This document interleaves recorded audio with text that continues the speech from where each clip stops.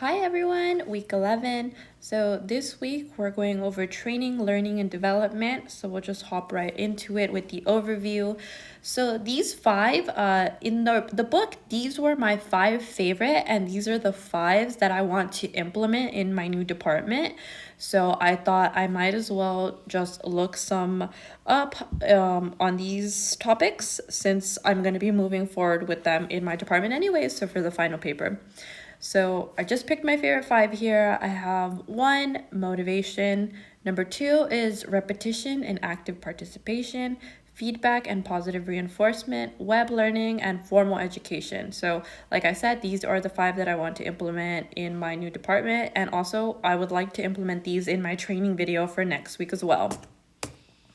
So, the first one I found for motivation, I really liked this quote that I found in the book. And really, it just talks about how, at a minimum, managers should explain the reason for the trainings. So, I mean, it's quite annoying when you go into a training and they don't explain to you the reason why you're doing something, because the whole time you're thinking, well, why are we learning this? Am I even going to use it day to day? How is this going to affect us? So, I think that when you are training, you should know the reason why, and that should be upfront. So, I really like that in the part of motivation. So, here we go. Here is my little link that I found here. So 6 ways to boost motivation training in employees. So I like this one because not only is it a way to boost motivation, and it also talks about training for the employees. So yeah, see, just here it talks about how when you walk into the boardroom, you're already prepared for something lengthy, and you're like, well, why are we gonna be here? Why are we gonna do this? Or why are we doing this? So I like that here it has that realistic standpoint to it. Here it goes into what is motivating this training. So really just to tell us why we're here and how we're going to apply it. And what impact does motivating training have on the employee's performance? So this is a big one, employee performance. So every training, I feel like the outcome is employee performance. So it goes into that, and I really enjoyed that. And going back to the slides here, that was the one on motivation. The number 2 here, so as we went over, it was in the lecture, and it was also in the book, how it talked about repetition and active participation will help you retain information better. So this is something that I definitely also want to bring over. And here I found this really interesting article. When that wants to open up, oh, here I have it here. So basically, this one just talks about the reinforced workforce training through repetition. So it's talking about how repetition is essential for workforce training. And then here it just basically says, but you can't repeat the same thing over and over, because that's just not how it works, right? So here it talks about the behavioral aspects of it and the change through the repetition. And I like how it goes into how not to do it and how to do it correctly. I thought that was pretty interesting, and this is it seems like it's going to be very effective. So I really appreciate the practical aspect of this.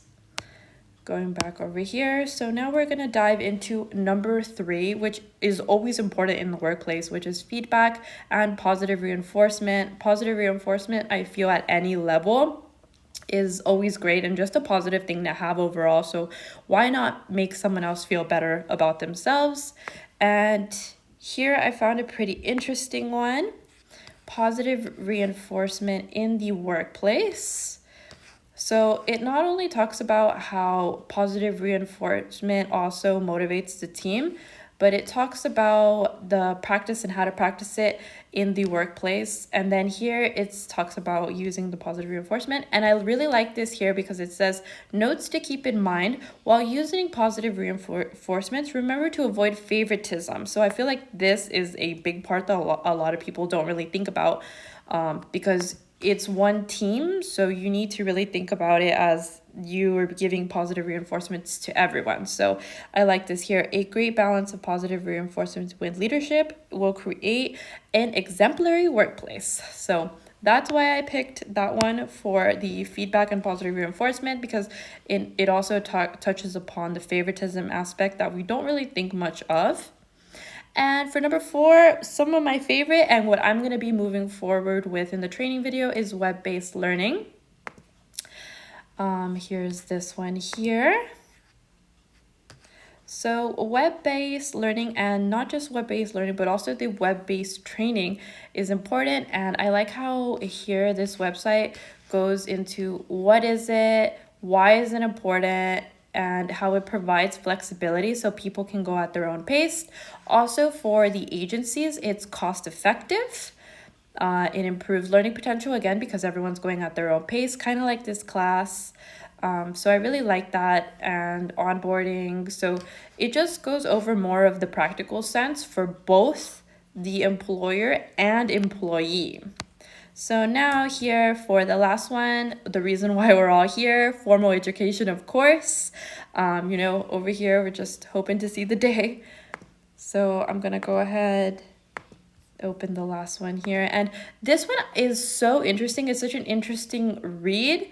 It's on LinkedIn, so if anyone just wants like a little fun read that will make you feel happy, warm, and fuzzy inside. So the rewards and the demands of earning a master's while working, because I know many of us are already working as public administrators. So here I like it how he talks about the ups and the downs of working while getting your master's. So he says that he created lifelong colleagues, which I already feel that I am as well. He applies the classroom lessons immediately, so I thought that was super cool. Look at how happy they all look. And accelerate your career, as we all are doing. So I just thought it was a fun little read. Here he's like basically promoting Columbia School of Professional, but here at Cal Poly, we're doing great things. So yeah, formal education is definitely something that I want to highlight. And if you made it this far, have a great week. I'm so excited to see everyone's video.